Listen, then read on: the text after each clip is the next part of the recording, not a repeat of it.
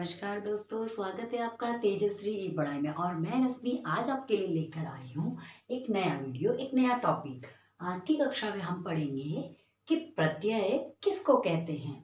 तो शुरू करते हैं, लेकिन शुरू करने से पहले मैं आपको कहना चाहूँगी कि अभी तक अगर आपने हमारे चैनल को सब्सक्राइब नहीं किया है तो हमारे चैनल को सब्सक्राइब कीजिएगा, वीडियो को लाइक कीजिएगा और बेल के बटन को दबाना बिल्कुल भी ना भूलें।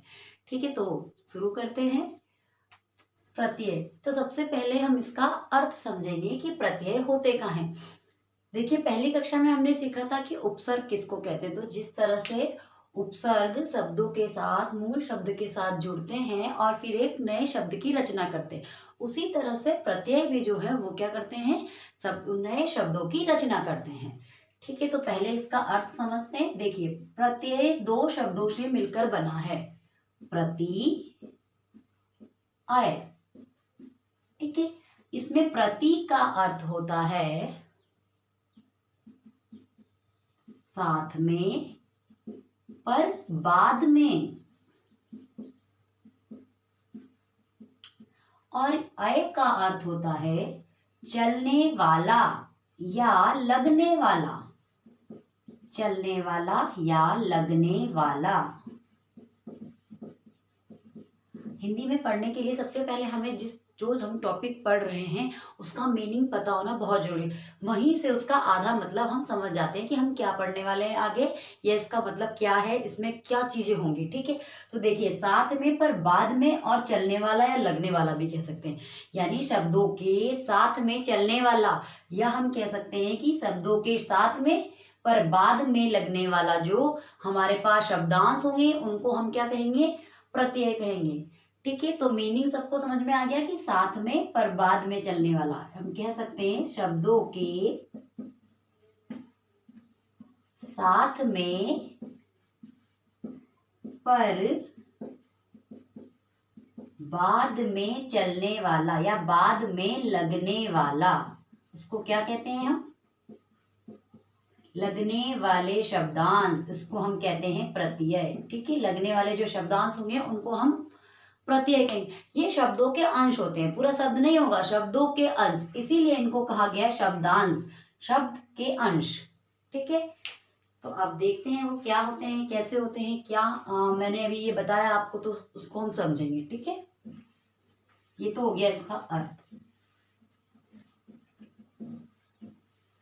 देखिए, जैसे एक चीज और है कि ये क्या करते हैं, ये है हमारा मूल शब्द, मूल शब्द।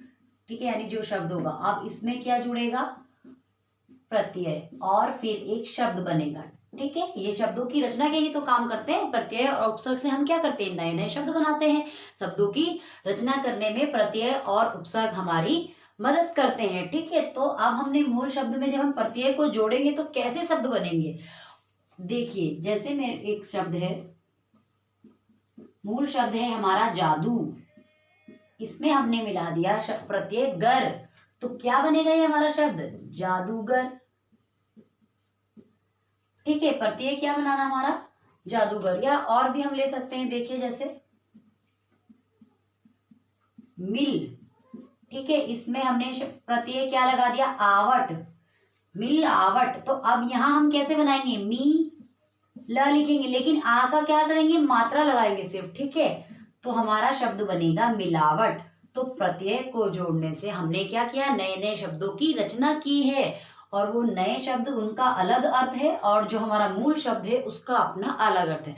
अब मिल का यहाँ पे अलग अर्थ है, अब मिलावट इस शब्द का अलग अर्थ है। जादू यानी मैजिक, और जादूगर यानी मैजिशियन, जादू दिखाने वाला। तो दोनों शब्दों का ये और ये जो शब्द हैं इनके अपने अर्थ हैं। तो ये हमारा क्या कहलाएगा, शब्द प्रत्यय से बना शब्द ये है हमारा, और ये हमारा मूल शब्द है। ठीक है, तो प्रत्यय, इसमें ये गर क्या है, प्रत्यय है, यहाँ आवट प्रत्यय है। अब इससे हमें क्या समझ में आया कि प्रत्यय कहाँ लगा, अभी हमने इसका अर्थ समझा था, साथ में पर बाद में। ठीक है, देखिए मूल शब्द के बाद में लग रहे हैं ना प्रत्यय, तो हमें क्या पता चला इससे कि ये जो प्रत्यय होते हैं ये क्या होते हैं, पॉइंट भी नोट करेंगे। प्रत्यय क्या होते हैं, शब्दांश होते हैं। पहली बात, इसमें कुछ चीजें हमें याद रखनी होती है। जब हम प्रत्यय पढ़ते हैं तो हमारे दिमाग में कुछ चीजें होनी चाहिए, वो क्या है, देखिए प्रत्यय शब्दांश होते हैं, ये आप नोट कर सकते हो। क्या होते हैं? शब्दांश होते हैं। नंबर 2, शब्दों के बाद लगाए जाते हैं, मूल शब्द के बाद में लगते हैं। ठीक है,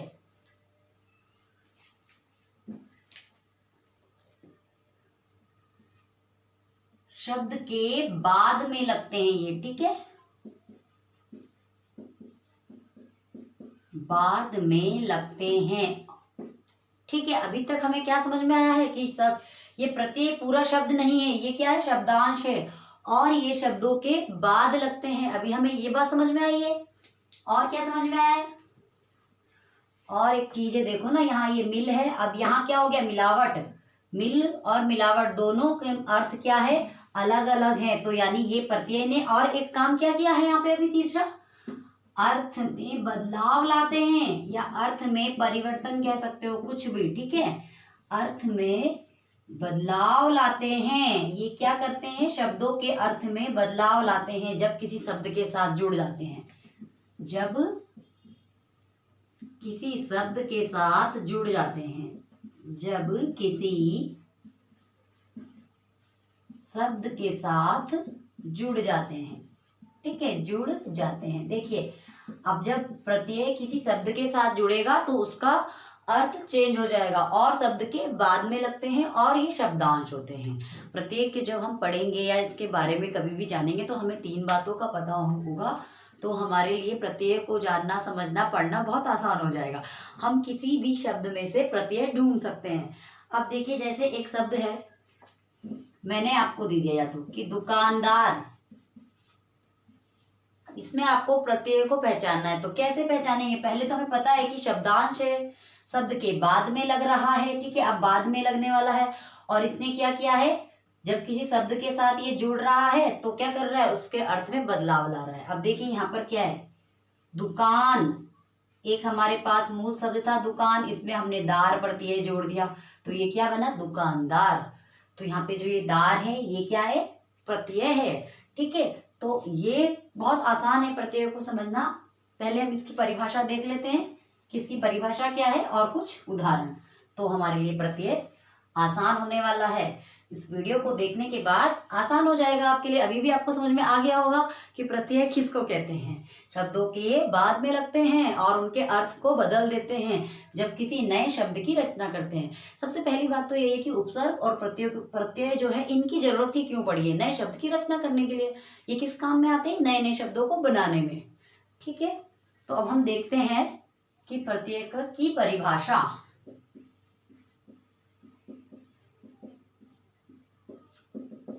परिभाषा देखते हैं हम प्रत्यय की। वे शब्दांश जो किसी शब्द के अंत में लगकर उस शब्द के अर्थ में परिवर्तन ला देते हैं। परिवर्तन का मतलब होता है बदलना, चेंजेस। ठीक है, ला देते हैं, उन्हें प्रत्यय कहते हैं। तो जैसा हमने समझ चुके हैं कि कैसे। अब देखिए, मूल शब्द ये है हमारे मूल शब्द, और ये प्रत्यय हैं। अब देखते हैं इनसे जो नए शब्द बनते हैं वो कैसे बनते हैं। देखिए, ये क्या है? धनवान, तो क्या शब्द बना? धनवान। ठीक, अब देखिए, मानव और ईय, हमारा प्रत्यय क्या है? ईय। तो जब यहाँ पे ई रहेगा तो ये स्वर है, इसकी मात्रा हम यहाँ लगाएंगे। ठीक है, तो अब देखिए, यहाँ हमें लिखना है मानवीय। क्या शब्द बना नया? मानवीय। तो जो यहाँ रहेगा उसी की मात्रा, यहाँ बड़ी ई है तो बड़ी की मात्रा, मानवीय। अब देखिए, बनावट, तो हम यहाँ इसको बनावट नहीं लिखना है, हम लिखेंगे बनावट। ये हमारा क्या बना है? शब्द। ये नए शब्दों की रचना कर रहे हैं, कौन? प्रत्यय को जोड़ने से यहाँ मूल शब्द में। अब देखिए, पर्वत फिर ईय, तो क्या बनेगा? पर्वतीय। पर्वतीय। अभी आप लोग वीडियो को देखते हैं, लास्ट में मैं ट्रिक बताऊंगी आपको कि कैसे हमें प्रत्यय को पहचानना है, कैसे हम उसको करेंगे। ठीक है, तो उसके लिए आप हमारे साथ बने रहिए तब तक। अब देखिए, लेखक। ठीक है, लेख के साथ क्या है? अक, लेखक। लेखक। तो देखिए कितना आसान है ना प्रत्यय। हमें क्या करना है? यहाँ जो हमारा प्रत्यय रहेगा उसको हमें अपने मूल शब्द में जोड़ना है और एक नया शब्द बनाना है। जब हम ये बात याद अपने दिमाग में रखेंगे कि प्रत्यय जो है वो शब्दों की रचना कर रहे हैं, बात क्या रखनी है याद? रचना कर रहे हैं, यानी कि शब्दों का निर्माण कर रहे हैं। ये देखिए रचना कर रहे हैं यानी बना रहे हैं, है ना। शब्दों को क्या कर रहे हैं, बना रहे हैं। तो हम अपने आप ही हमें इनसे शब्दों को बनाना आ जाएगा। जब हम इनको एक दो बार पढ़ेंगे तो हमें आ जाएगा। थोड़ा सा और अभ्यास करते हैं अभी, ठीक है। देखिए थोड़ा और अभ्यास के लिए मैं यहाँ पे भी ये लिखती हूँ आपके लिए, प्रत्यय और मूल शब्द।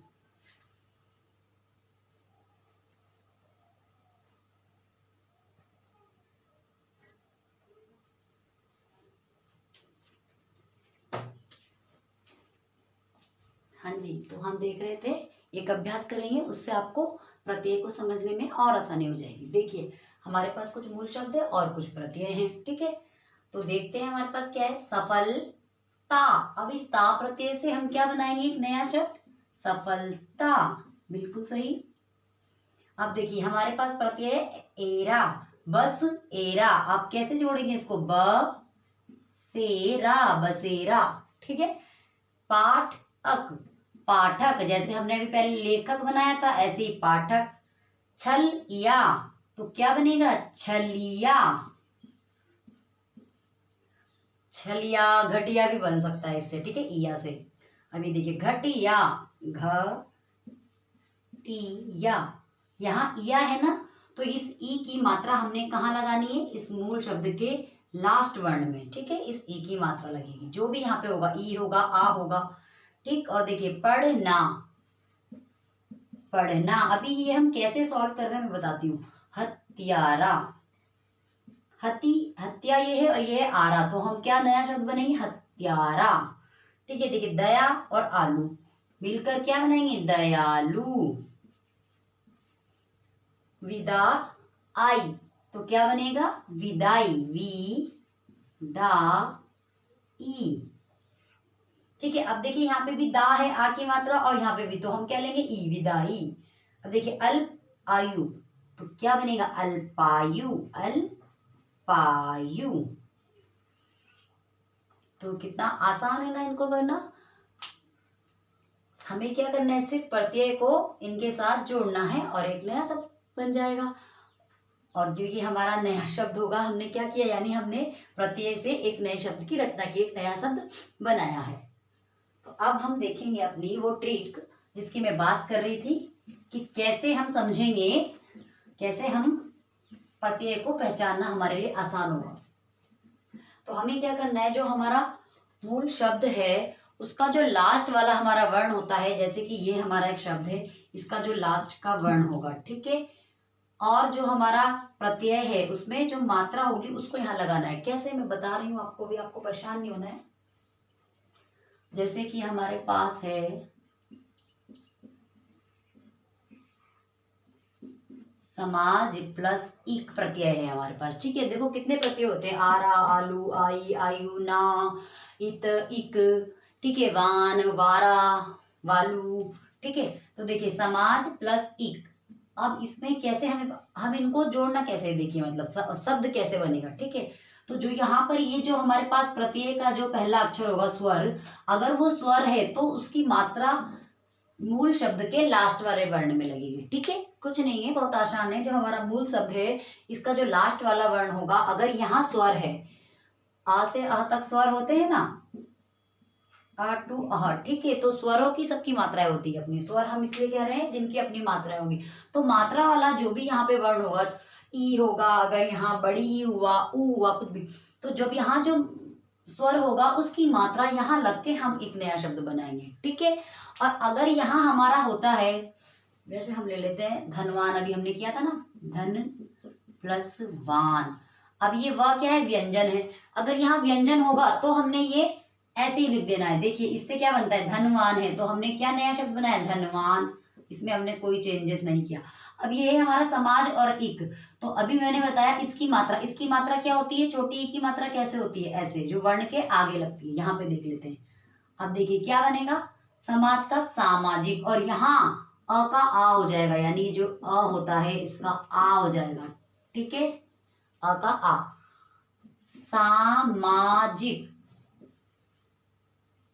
ठीक है। तो समाज का क्या बना, सामाजिक।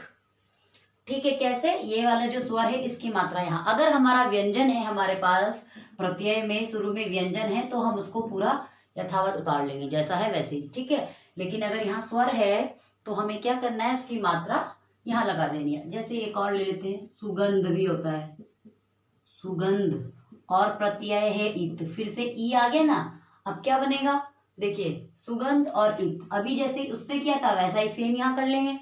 ई की मात्रा यहाँ धीमे लगा देंगे तो क्या हो जाएगा, सुगंधित। तो ये एक छोटी सी ट्रिक है समझने के लिए इसको, कि अगर हमारे पास यहाँ पे क्या है, स्वर है, तो उसकी मात्रा यहाँ लग जाएगी और हमारा एक नया शब्द हमें मिल जाएगा, ठीक है। और अगर यहाँ पे हमारे पास क्या है, अभी हमने एक सॉल्व किया था ना, दुकानदार, तो दुकानदार क्या था, दुकान लिखा और दार, तो ये जो लिख लेते हैं दुकान प्लस दार। अब देखो ये तो क्या हो गया, व्यंजन है, तो हमने ऐसे ही लिखना है इसको, दुकानदार। या जैसे हम लिखते हैं पकवान, पक और वान हमारे पास होता है कि इसमें प्रत्यय है, तो वह भी क्या हो गया यहाँ पर अब, व्यंजन, ठीक है, तो पकवान हो जाएगा। ठीक, अगर हमारे पास रहता है इक प्रत्यय या इत प्रत्यय, तो मतलब ई, या हमारे पास उ आ, तो हम मात्रा, जैसे यहाँ पे ये देखिए अल्पायु है ना, अल्पायु, अब ये आ है तो हमने क्या किया, यहाँ पे आ की यहाँ मात्रा लगा दी बस, है ना, यहाँ अल्प लिखा और ये आ की मात्रा इधर लगा दी, अल्पायु, ठीक है। ये आयु तो पूरा नहीं लिखा, आ की मात्रा लगाई और यू, आयु। तो ये एक समझने के लिए ठीक है कि कैसे हमें पहचानना है। अगर हमारे पास एक शब्द दे दिया जाए हमें, जैसे कोई भी हम ले सकते हैं, ठीक है। अगर हमें एक शब्द दे दिया जाए नगरीय, देखो शब्द है हमारे पास नगरीय, क्वेश्चन ऐसे आते हैं ना, नगरीय में कौन सा प्रत्यय है, ये हमें दे दिया जाएगा, तो हम कैसे पहचानेंगे, पहले हम इसको यहाँ से सॉल्व करना स्टार्ट करेंगे पीछे की तरफ से, ठीक है, क्योंकि जो प्रत्यय होते हैं वो पीछे लगते हैं शब्दों के, ठीक है। तो पीछे की तरफ से हम इसको सॉल्व करना शुरू करेंगे। देखिए य, पहले हमने इसको पहचानना है, य को हम ऐसे ही लिख देंगे। उसके बाद हम देखेंगे यहाँ र में मात्रा है, तो ये मात्रा नहीं लिखेंगे हम, री बड़ी की मात्रा है, लिख दीजिए ई, और ये क्या है, नगर, तो हम पहचान लेंगे कि नगर में कौन सा ई प्रत्यय है, तो नगरीय, इसी से तो बना है नगरीय, यहाँ पे कर लीजिए ना इसको, नगर और ई, जैसे अभी हमने ये इक वाला किया था ना, तो वैसे ही ये है नगर और ई, इसकी मात्रा यहाँ लगानी है, ठीक है। अब इसकी मात्रा यहाँ लगेगी तो क्या बनेगा, ये शब्द बनेगा हमारे पास नगरीय। तो जब भी अगर क्वेश्चन एग्जाम में आता है तो हमें प्रत्यय को कैसे पहचाना है, उसको पीछे की तरफ से सॉल्व करके देखना है, और सॉल्व करके कैसे देखना है, एक दो और कर लेते हैं तो आपको समझ में आ जाएगा। अब एक शब्द है हमारे पास, देखिए ये मान लीजिए एक शब्द आ गया हमारे पास, और क्वेश्चन है हमारा कि इसमें क्या प्रत्यय है, मिलावट शब्द में कौन सा प्रत्यय है बताइए।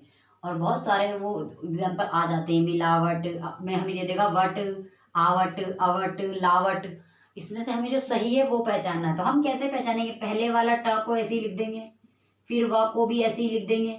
अब ये ल है तो हमें ये ला नहीं लिखना है, हमें क्या लिखना है, ल में हमें देखनी है मात्रा किसकी, आ की, तो हम यहाँ लिख देंगे आ, और फिर ये इसको देख लेंगे, मिल बचा, ये देखिए पहचानना कितना आसान है ना, कि हमने क्या पहचान लिया, आवट, कि भाई मिलावट में कौन सा प्रत्यय है, आवट प्रत्यय है, तो हमने वहीं पर टिक कर दिया कि आवट सही प्रत्यय।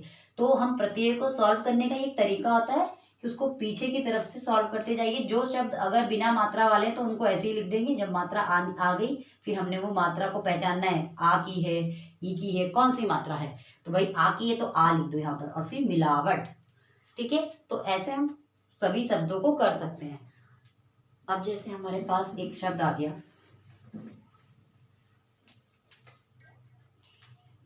देखिए एक शब्द एक और हम ले लेते हैं,